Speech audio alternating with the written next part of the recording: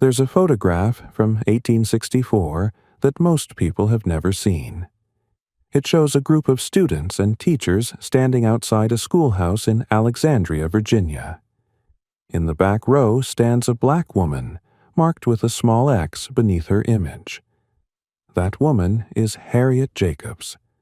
By the time this photograph was taken, she had already survived 27 years of enslavement, spent 7 years hiding in a crawlspace measuring 9 feet by 7 feet, escaped to the north by boat, written one of the most important books in American history, and was now building something that slavery had tried to make impossible.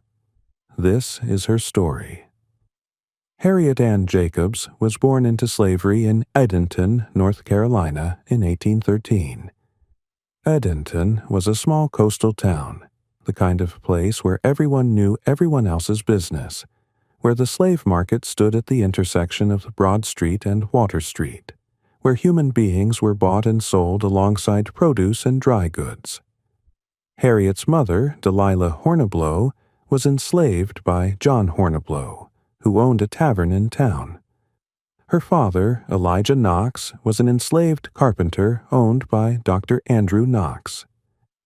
Despite being owned by different people, Harriet's parents were allowed to live together with their children in relative comfort during those early years. Her father's skill as a carpenter earned him enough money to provide his family with a decent home, and for the first 6 years of her life, Harriet didn't fully understand that she wasn't free. She would later write that she was so fondly shielded during those happy years that she never dreamed she was a piece of merchandise, trusted to slaveholders for safekeeping and liable to be demanded of them at any moment. When Harriet was 6 years old, her mother died. The loss shattered the protective bubble that had surrounded her childhood. She went to live with her mother's enslaver, Margaret Horniblow, the daughter of the tavern keeper. Under Margaret Horniblow's roof, something unusual happened. The woman taught Harriet to read, write, and sew. This was rare for any enslaved person in North Carolina, and it became even rarer after 1830, when the state passed a law explicitly prohibiting teaching slaves to read or write. But during those years between 1819 and 1825, Harriet gained skills that would eventually give her a weapon that slavery tried to deny to almost everyone in her position. She could tell her own story in her own words. Harriet's maternal grandmother, Molly Horniblow, was a constant presence in her life. Molly had been born into slavery, but was freed in 1828. She owned her own home in Edenton, where she worked as a baker, and she became a pillar of strength for Harriet and her brother John. The grandmother's home stood just 600 feet from Dr. James Norcom's house. That proximity would become significant in ways that no one could have predicted. In 1825, when Harriet was 11 or 12 years old, Margaret Horniblow died. Harriet had hoped that her mistress would free her in her will. Instead, Margaret Horniblow bequeathed the young girl to her 3-year-old niece, Mary Matilda Norcom. Since Mary was only a toddler, her father, Dr. James Norcom, became Harriet's effective master. Dr. Norcom was 52 years old when he gained control over the adolescent girl. He was a prominent physician in Edenton, educated at the University of Pennsylvania under Benjamin Rush, one of the most respected medical teachers of the era. He had practiced medicine in the town for decades. He was married with children, and he was a sexual predator. Harriet later wrote that her master began whispering foul words in her ear when she was around 15 years old. Dr. Norcom subjected her to relentless harassment. His wife, Maria Norcom, knew what was happening, and rather than blame her husband, she directed her jealousy and rage at the teenage girl who had no power to refuse a white man's advances and no legal recourse against his abuse. For enslaved women in the American South, this was a particular horror that male slaves did not face in the same way. Their bodies were not their own. They could be used, abused, and violated whenever their enslavers decided to do so, and the law offered them no protection. When Harriet fell in love with a free black man who wanted to marry her and buy her freedom, Dr. Norcom refused to allow the relationship to continue. He forbade the marriage. He would not sell her. She belonged to him, and he intended to control every aspect of her life. Understanding that she had almost no options, Harriet made a choice that she knew would shock people, that she knew would bring judgment upon her. But that seemed like the only way to protect herself from becoming Norcom's concubine. She began a relationship with Samuel Treadwell Sawyer. Samuel Sawyer was everything Dr. Norcom was not in terms of social standing and prospects. He was an unmarried white lawyer from one of Edenton's elite families, related to 2 governors of North Carolina. He was educated, respected, and ambitious. He would later serve in the North Carolina House of Representatives from 1829 to 1832, in the North Carolina Senate in 1834, and then in the United States House of Representatives from 1837 to 1839. But in the late 1820s, when he became involved with Harriet Jacobs, he was simply a young lawyer in a small town who entered into a relationship with an enslaved woman who was desperately trying to avoid being raped by her legal owner. Harriet gave birth to 2 children with Samuel Sawyer. Her son Joseph was born in 1829 or 1830, and her daughter Louisa Matilda was born in 1832 or 1833. She named her son after her uncle Joseph Horniblow, who had tried to escape slavery in 1828, was caught, paraded through Edenton in chains, put in jail, and then sold to New Orleans before escaping again and reaching New York. The family never heard from him again, but he became a symbol of resistance for the Jacobs siblings. Under the legal principle of partus sequitur ventrum, which stated that children inherited the status of their mother, both of Harriet's children were born enslaved. They belonged to Dr. Norcom, not to their father. When Harriet became pregnant with her first child, Mrs. Norcom forbade her from returning to the house. This allowed Harriet to live with her grandmother, though Dr. Norcom continued his harassment with frequent visits. The distance between the 2 houses was minimal. He could walk there in minutes. But having her children didn't stop Norcom. If anything, it gave him new leverage. In April 1835, he moved Harriet from her grandmother's house to his son's plantation, about 6 miles outside of town. He threatened to send her children to the plantation as well, to expose them to the brutal field work that plantation slaves endured, and to sell them separately, without their mother, after some time. In June 1835, Harriet Jacobs made a decision. She would escape. But her escape wouldn't look like most escapes. She couldn't run north. She had 2 small children, and she knew that if she left, Dr. Norcom would be so enraged that he would make their lives unbearable, or sell them away where she would never find them. So she devised a plan that required almost unimaginable courage and sacrifice. She would hide.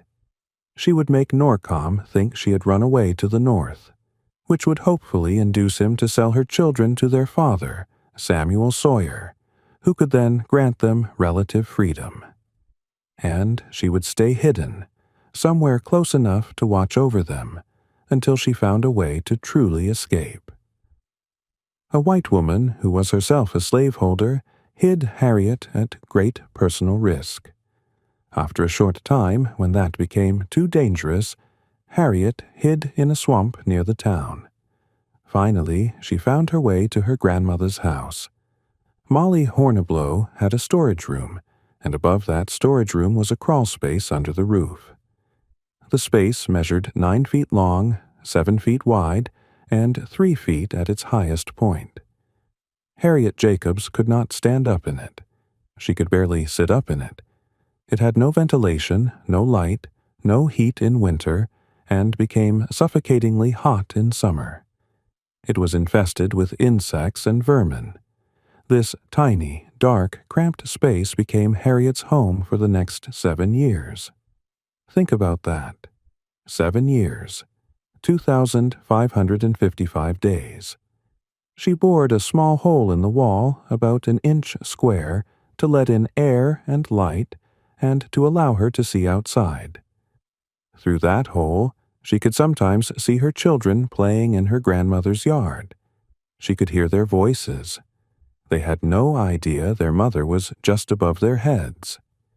She spent her days and years reading the Bible, sewing, writing letters to Dr. Norcom designed to confuse him about her whereabouts, and watching her children grow up from a distance, unable to hold them, unable to comfort them, unable to tell them she was there. Dr. Norcom, enraged by Harriet's disappearance, sold her children and her brother to a slave trader, believing he could use them as bait to force her to return. But the trader, who knew that Samuel Sawyer was the children's father, sold them to Sawyer instead. This was exactly what Harriet had hoped for. Her children now belonged to their father.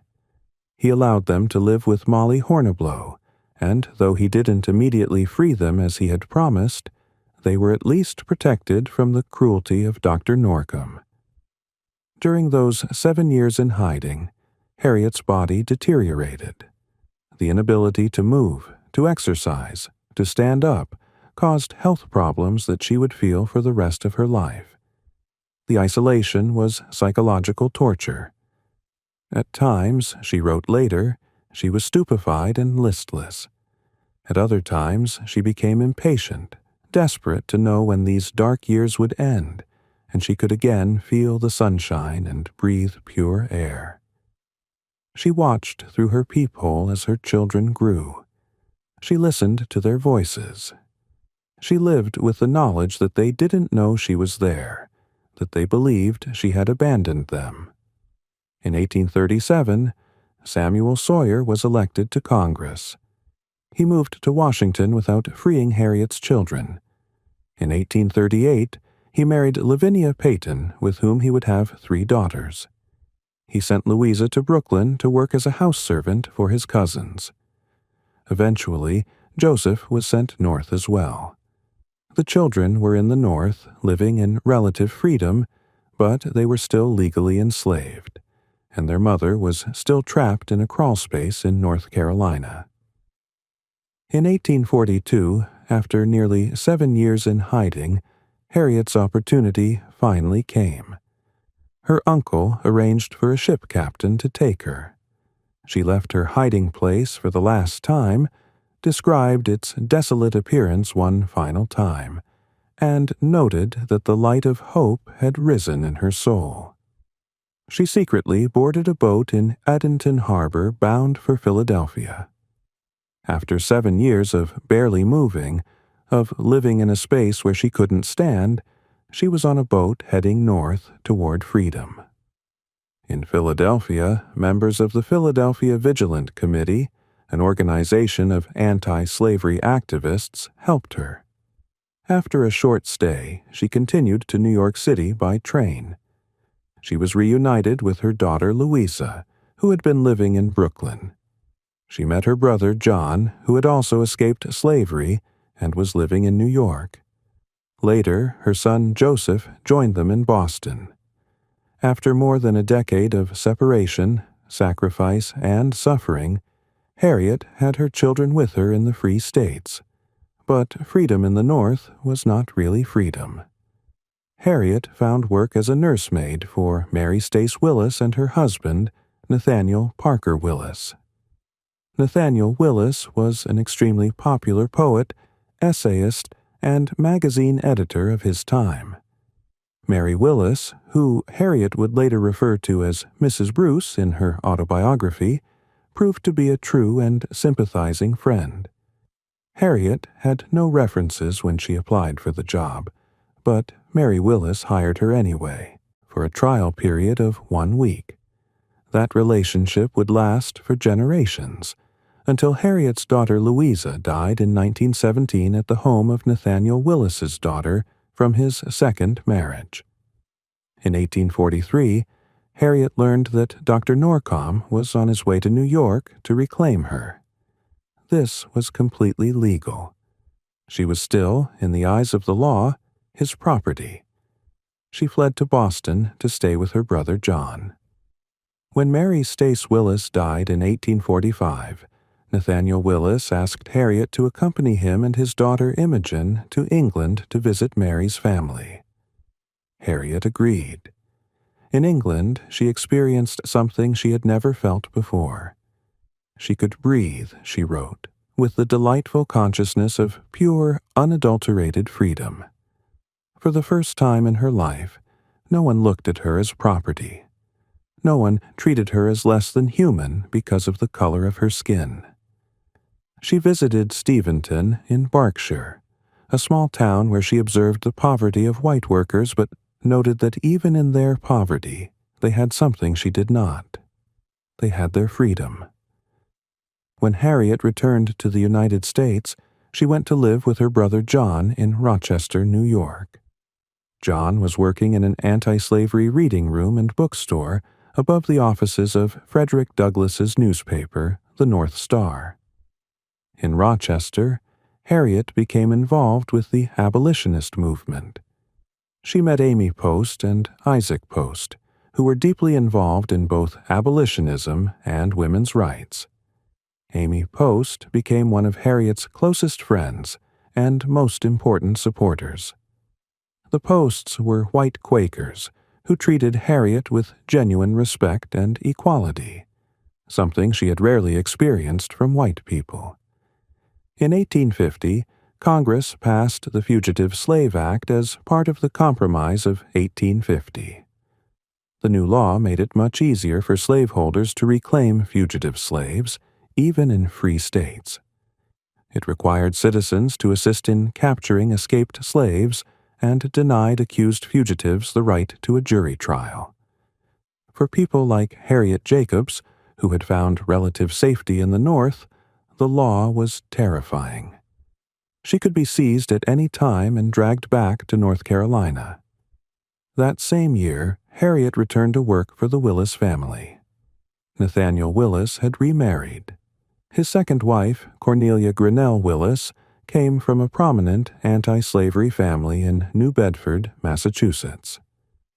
When Cornelia Willis gave birth and didn't recover well, she asked Harriet to become the nanny for her children again. John Jacobs warned his sister that returning to New York was dangerous, especially with the new Fugitive Slave Act. But Cornelia Willis promised him that she would never let Harriet fall into the hands of her persecutors. In February 1852, Harriet read in the newspaper that Dr. Norcom had died. But her legal status hadn't changed. She was still technically enslaved, now to Norcom's daughter, Mary Matilda Norcom Messmore, and her husband, Daniel Messmore. That same month, the Messmores came to New York, checking into a hotel with the obvious intention of reclaiming their human property. Cornelia Willis immediately sent Harriet and her baby daughter to Massachusetts to hide. Then, without Harriet's knowledge or consent, Cornelia Willis contacted the Messmores and negotiated to purchase Harriet's freedom. She paid $300. When Harriet learned what had happened, her feelings were deeply mixed. She was grateful to Cornelia Willis. She loved her. But she also felt humiliated and angry. She had been legally free, she felt, because God had given her freedom. Now her freedom had been purchased, and she felt as though a human being had been sold in the free city of New York. The money changed hands. Papers were signed. At the age of 39, Harriet Jacobs became legally free. She would never again have to fear being captured and dragged back into slavery. It was Amy Post who suggested that Harriet should write her story. Post believed that if people, especially women in the North, could read about what enslaved women actually endured, they might be moved to action. Harriet was initially resistant. She felt deep shame about some of her experiences, particularly about her relationship with Samuel Sawyer and the children born from that relationship. She knew that many people, especially white middle-class women who subscribed to rigid ideas about female virtue and purity, would judge her harshly for having children outside of marriage, even though she'd had almost no choice in the matter.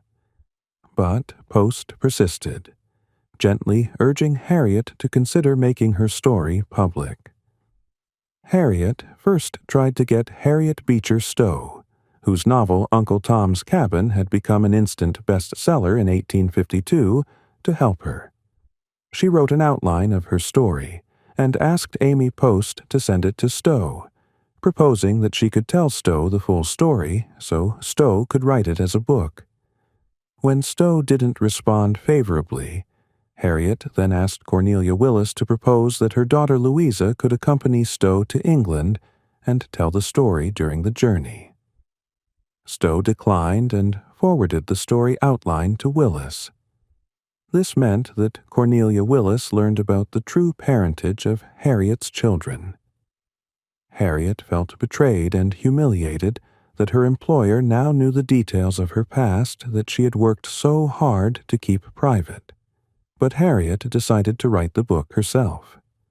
From 1853 to 1858, she worked on her manuscript, writing during whatever time she could find while working as a nursemaid for the Willis family.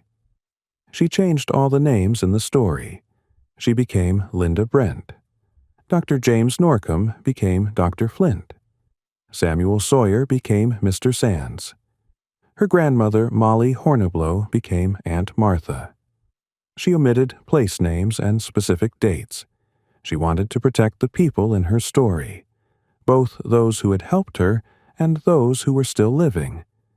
Finding a publisher was difficult. She tried multiple publishers. Phillips and Sampson in Boston agreed to publish it if either Nathaniel Parker Willis or Harriet Beecher Stowe would write a preface. Willis held pro-slavery views, so Harriet wouldn't ask him. Stowe declined. The publishers then went bankrupt. Harriet then contacted Thayer and Eldridge, who demanded that Lydia Maria Child write a preface. Harriet gathered her courage and asked. Lydia Maria Child was a prominent white abolitionist writer. To Harriet's relief, Child not only agreed to write a preface but also offered to edit the manuscript. Child reorganized the material into a more chronological order. She suggested dropping a final chapter about John Brown and adding more information about the anti-black violence that occurred in Edenton after Nat Turner's 1831 rebellion. She kept in contact with Harriet via mail. Then Thayer and Eldridge also failed financially. Harriet bought the stereotype plates that had already been made and arranged to have the book printed and bound herself. In January 1861, nearly 4 years after she had finished writing and just months before the Civil War began, Incidents in the Life of a Slave Girl, written by herself, was finally published. The book was extraordinary. It was the first published slave narrative written by a woman that dealt explicitly with sexual abuse. Male authors of slave narratives had occasionally mentioned the victimization of enslaved women, but none had addressed the subject as directly and personally as Harriet did. She wrote specifically to appeal to white Northern women, asking them to understand the unique horrors that enslaved women faced. She explained how slavery made it impossible for black women to uphold the standards of virtue and purity that white society demanded of women. She described her 7 years in hiding, the anguish of being separated from her children, and the constant fear of recapture. The book was well received by abolitionists and reformers. It appeared in London later in 1861 under the title The Deeper Wrong, or Incidents in the Life of a Slave Girl. But its publication was quickly overshadowed by the outbreak of the Civil War. Rather than going on lecture tours as other slave narrators had done, Harriet devoted herself to helping the people who were escaping slavery as the war progressed. In 1862, Harriet began doing relief work in Washington, D.C., helping the contrabands, the term used for enslaved people who escaped to Union lines during the war. Thousands of people were flooding into Washington and the surrounding areas, desperate, displaced, traumatized, and in need of everything from food and clothing to shelter and medical care. In January 1863, Harriet and her daughter Louisa traveled to Alexandria, Virginia, which was under Union control. They were sent by the New York Yearly Meeting of Friends, a Quaker organization, to serve as relief agents. Their charge was broad and vaguely defined. They were simply to help however they could. Harriet distributed donated clothing and bedding.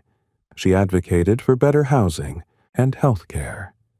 She served as a sympathetic supporter for people who had gone through unimaginable trauma and were living on the edge of survival. But she had a bigger vision. She noticed that several missionary societies had already established schools in Alexandria for the formerly enslaved people living in refugee camps and shanty towns. These schools charged fees. They were run by white missionaries. Harriet believed that it was important for black children to see black teachers and administrators.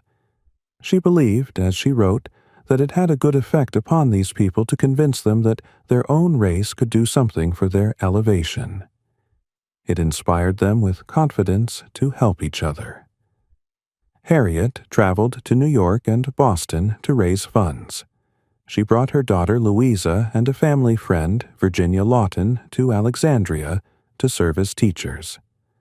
A black community had formed north of the main part of town, and the community was building a gathering place.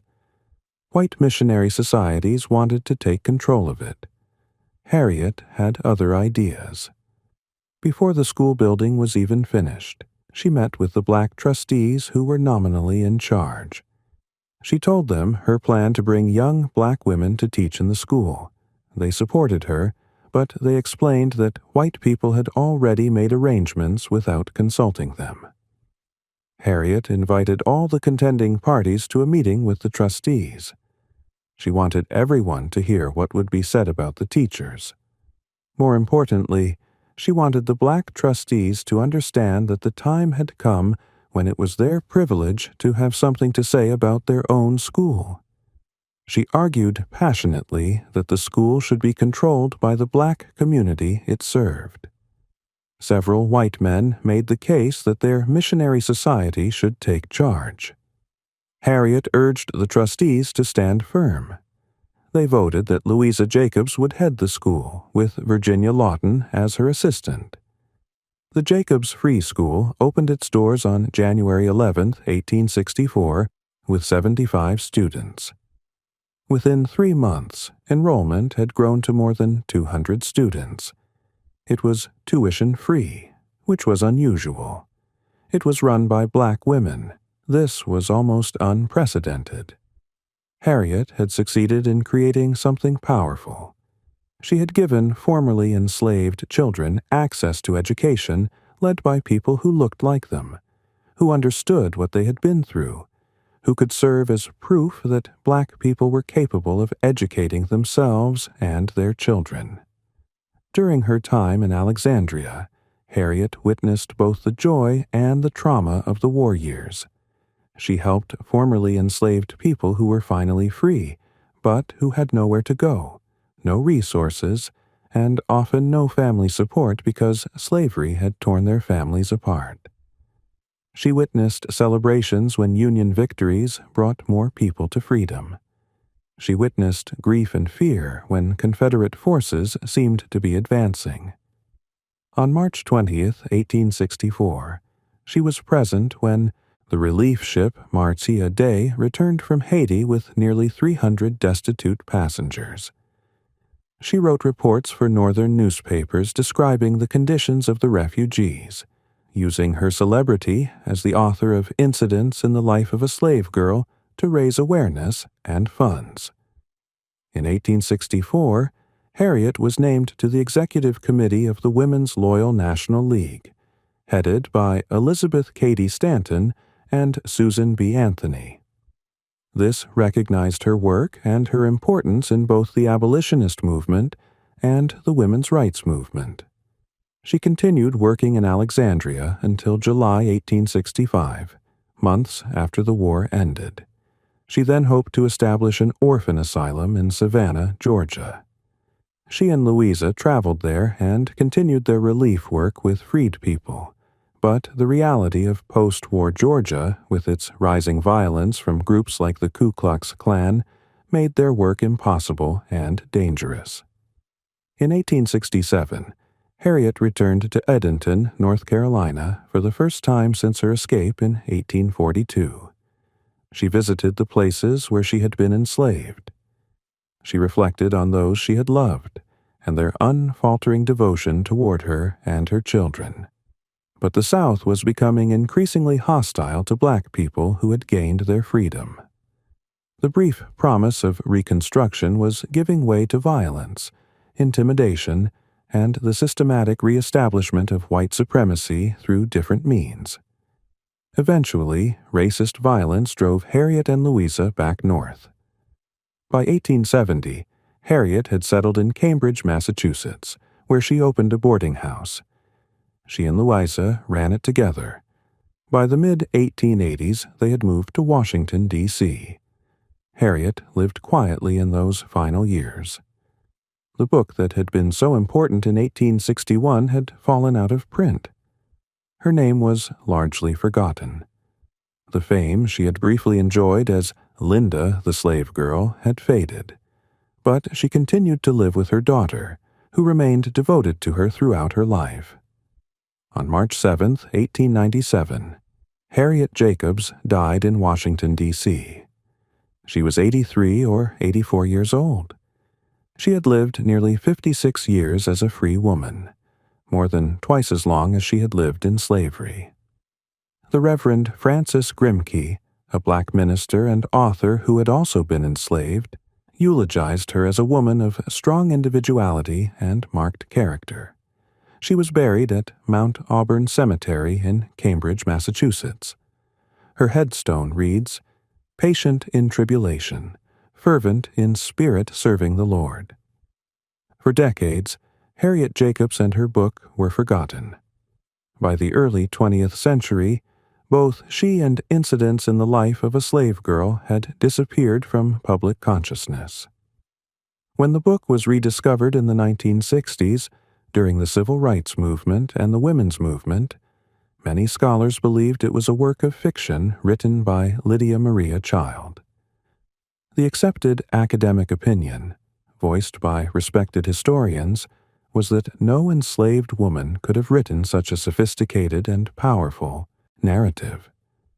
This assumption revealed something ugly about how deeply the myths of slavery had persisted, how readily people believed that black women lacked the intelligence and skill to tell their own stories.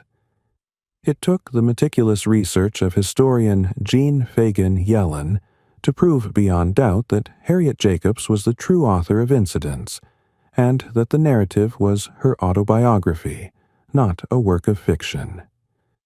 Yellen found letters, papers from the Amy Post collection at the University of Rochester, documents from state and local historical societies, and papers from the Horniblow and Norcom families in the North Carolina State Archives. She traced Harriet's life through documented sources. In 1987, Yellen published a new edition of Incidents in the Life of a Slave Girl, with an introduction laying out all the evidence. The scholarly world had to acknowledge what should have been obvious from the beginning. Harriet Jacobs had written her own story. Today, Incidents in the Life of a Slave Girl is recognized as one of the most important slave narratives ever written, on par with Frederick Douglass's narrative of the life of Frederick Douglass. It occupies a crucial place in the history of American women's literature and African American literature. It has been translated into multiple languages. Scholars study it not just as a historical document, but as a sophisticated work of literature that combines elements of the slave narrative with the sentimental novel, creating something unique and powerful. What makes Harriet Jacobs's story so significant? It's partly the story itself, the almost unbelievable courage it took to survive what she survived. 7 years in a crawlspace. The sacrifice of watching her children grow up without being able to hold them. The determination to escape and then to fight for her freedom and the freedom of others. But it's also what she chose to do with her freedom. She could have disappeared into quiet anonymity. Many people who escaped slavery did exactly that, and no one would have blamed them. Instead, she wrote, she exposed the particular horrors that enslaved women faced. She forced readers to confront the sexual violence and abuse that were fundamental to the system of slavery. Harriet Jacobs wrote at a time when women, especially white middle-class women, were expected to uphold rigid standards of purity and virtue. For a woman to write publicly about sex, especially about her own sexual history, was scandalous. Harriet knew this. She knew she would be judged.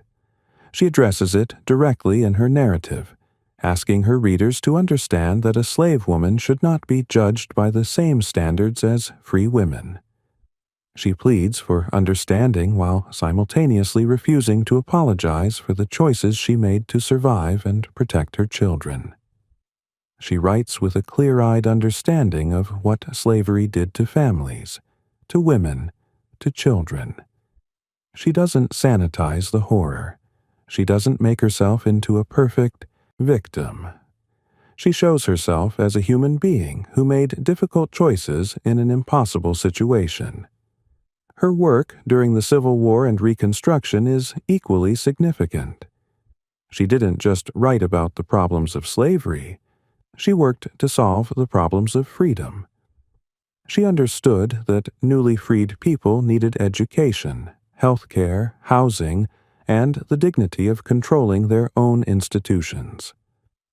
When she fought to ensure that the Jacobs Free School would be run by black women, she was fighting for something larger than just one school. She was fighting for the right of black people to have agency over their own lives, to make decisions about their own communities, to prove to themselves and to the world that they were capable of building their own institutions. The photograph from 1864, the one with Harriet Jacobs marked with a small X, was distributed to Northern supporters who funded the school. It's a remarkable image when you understand the full context. The woman in that photograph had been born into slavery. She had been sexually abused as a teenager by a man who was supposed to be her master, her owner, her controller. She had given birth to 2 children with another man in a desperate attempt to protect herself. She had hidden for 7 years in a space so small she couldn't stand up. She had escaped by boat to a free state where she still wasn't really free. She had her freedom purchased for $300. She had written a book that shocked the nation. And now she was standing behind a schoolhouse in Virginia, one of the Confederate states, helping to educate the children of people who had been enslaved, insisting that black people should control their own schools and their own futures.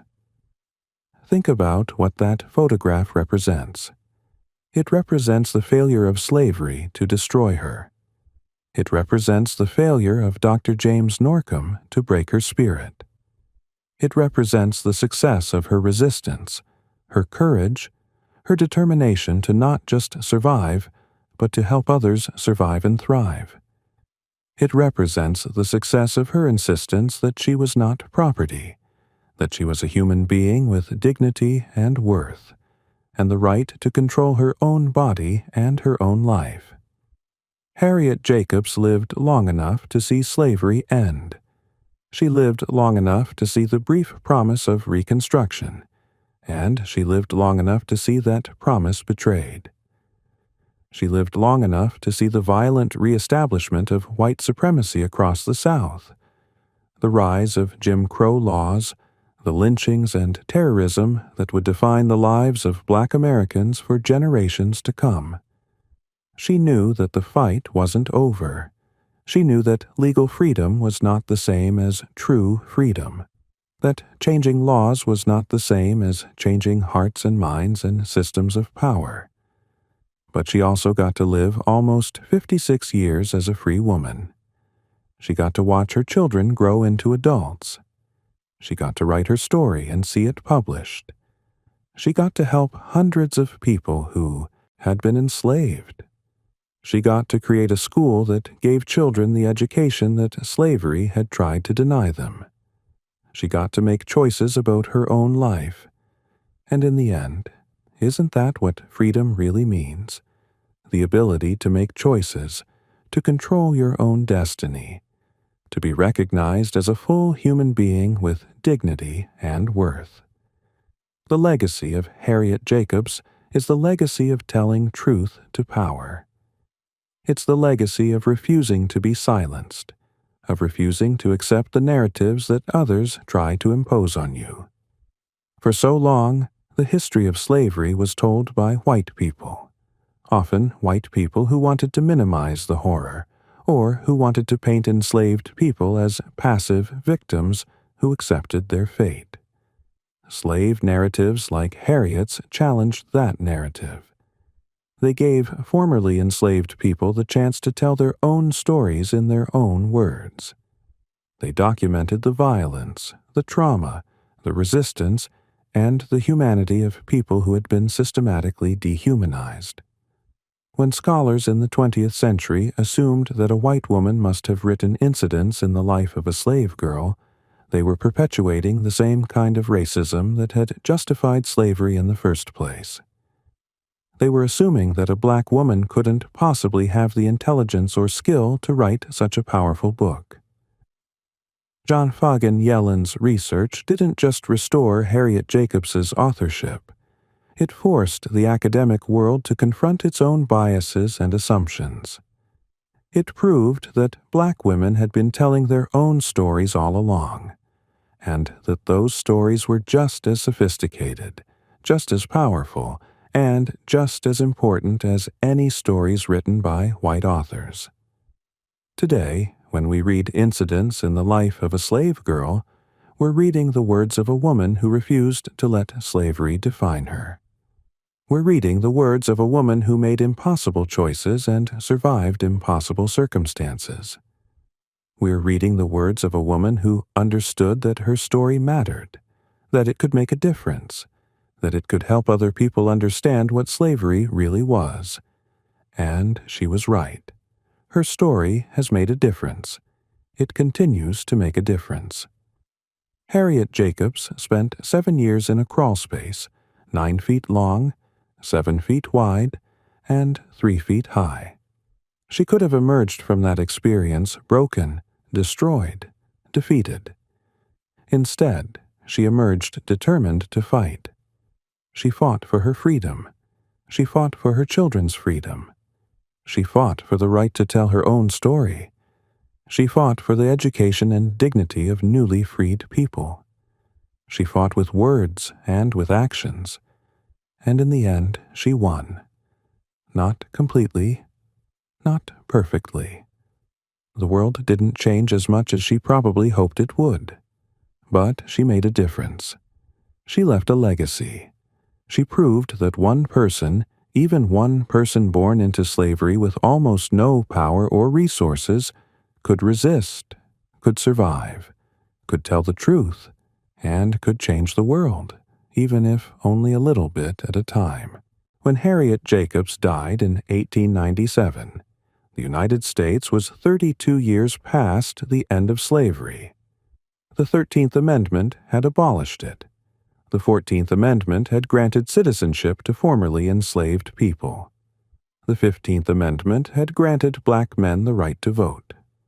On paper, black Americans were free and equal citizens. But in reality, the South had found new ways to maintain white supremacy. Jim Crow laws segregated every aspect of life. Lynching terrorized black communities. Sharecropping trapped formerly enslaved people in a new kind of economic bondage. The promise of Reconstruction had been abandoned. Black Americans were still fighting for the freedom that should have been theirs. Harriet Jacobs understood this. She had lived through it. She had watched the brief hope of the post-war years give way to violence and repression. But she had also proved something important.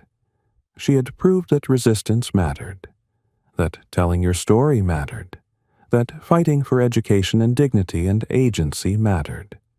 She had proved that even in the darkest circumstances, even when the odds were completely against you, it was possible to survive with your humanity intact. It was possible to help others. It was possible to make a difference.